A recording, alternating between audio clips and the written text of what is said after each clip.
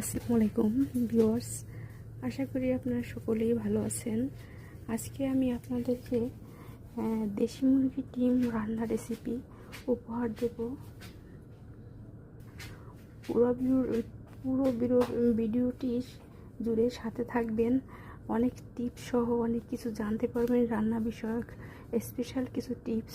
যেমন প্রথমেই বলে রাখছি, ডিম যখনই আপনার একদম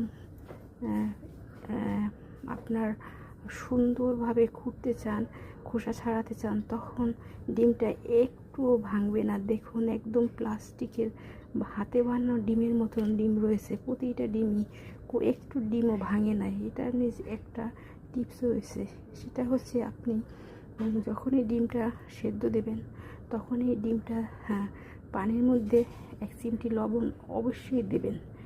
1 নাম্বার টিপস। দ্বিতীয় নাম্বার টিপস হচ্ছে, ডিমটা যখন এরকম তেলে ভাজি করবেন তখন আপনার ডিমগুলোতে লবণ, হলুদ, মরিচ কিছুক্ষণ সময়ের জন্য মাখিয়ে নেবেন। এটাও একটা গোপন টিপস। চলুন এবার আমরা রান্না শুরু করি। তো এই হলুদ মরিচ মাখানো ডিমগুলো আমি তেলের মধ্যে, গরম তেলের মধ্যে এক এক করে ছেড়ে দিচ্ছি।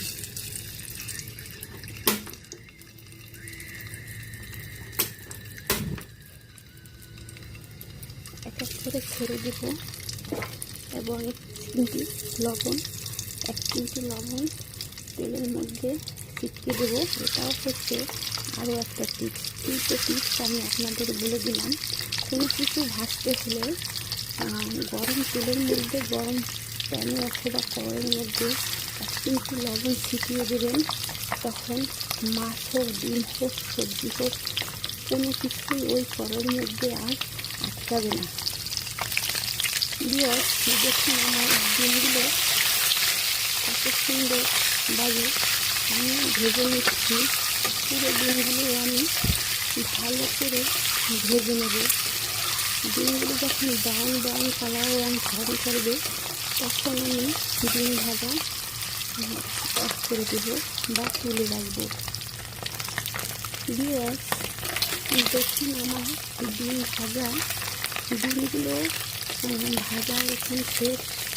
এগুলো এখন তুলে রাখবো। দেখুন একটা সুন্দর